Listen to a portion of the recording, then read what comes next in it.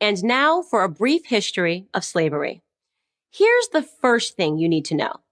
Slavery was not invented by white people. It did not start in 1619 when the first slaves came to Jamestown. It existed before then. It did not start in 1492 when Columbus discovered the New World. In fact, when the intrepid explorer landed in the Bahamas, the native Taino tribe hoped that he would help them defeat their aggressive neighbors, the Caribs. The Caribs enslaved the Taino and, on occasion, served them for dinner. Slavery existed in Africa, Asia, and the Middle East. The word slave actually comes from the Slavs of Eastern Europe. Millions of them, all white by the way, were captured and enslaved by Muslims in the 9th century and later by the Ottoman Turks. Slavery existed when the Roman Empire controlled the Mediterranean and most of Europe from the 1st through the 5th centuries. Slavery existed when Alexander the Great conquered Persia in the 4th century BC. It was so common that Aristotle simply considered it natural. The slave master model was just how the world operated in the great philosopher's day. Slavery existed during the time of the ancient Egyptians 5,000 years ago. As far back as we can go in human history, we find slavery. As renowned historian John Steele Gordon notes from time immemorial, slaves were a major item of commerce. As much as a third of the population of the ancient world was enslaved. Here's the second thing you need to know. White people were the first to formally put an end to slavery.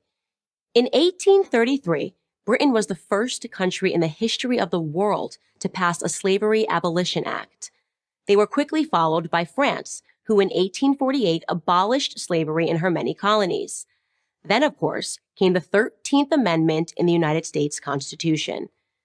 After centuries of human slavery, white men led the world in putting an end to the abhorrent practice.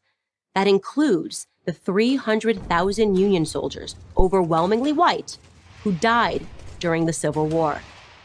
Now, am I saying that this makes white people better than anyone else? Of course not. My purpose here is to simply tell the truth, and the truth is that human history is complicated. No one, regardless of skin color, stands guiltless. Yet today we are never told to consider the murderous Persian Empire or the cannibalism of indigenous tribes of North and South America or the heinous actions under the imperialistic Muslim, Chinese, Mongol, or Japanese empires, to name just a few. Instead, we're told that slavery is a white phenomenon.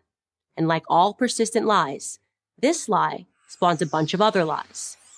On social media, I come across extraordinary depictions about how Africans lived like pharaohs before Europeans came and laid waste to their paradise.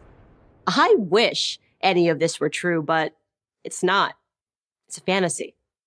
The truth is that Africans were sold into slavery by other Black Africans, and in many cases, sold for items as trivial as gin and mirrors. Whites didn't go into the interior and round up the natives. They waited on the coast for their Black partners to bring them Black bodies. The stark reality is that our lives had very little value to our ancestors.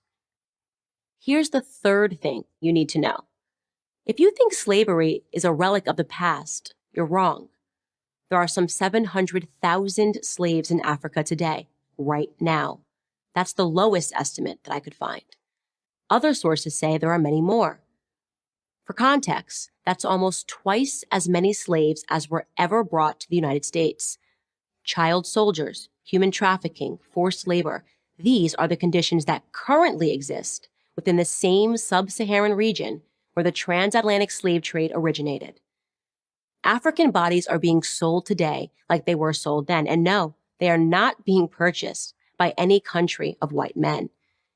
In fact, slavery, by any traditional definition, is exclusively practiced today within non-white countries. But we hear almost nothing about that. Just like we hear nothing about how slavery was universal until good people in Europe and America ended it 2 centuries ago. Why? Because our so-called leaders, Black and white, wouldn't profit from it. Black victimhood is nothing if not profitable. It elects politicians and funds racial grievance groups.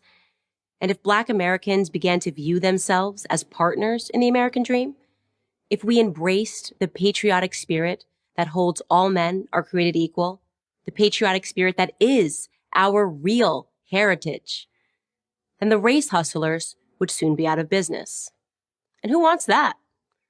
I'm Candace Owens, author of Blackout for Prager University. Graças a essas pessoas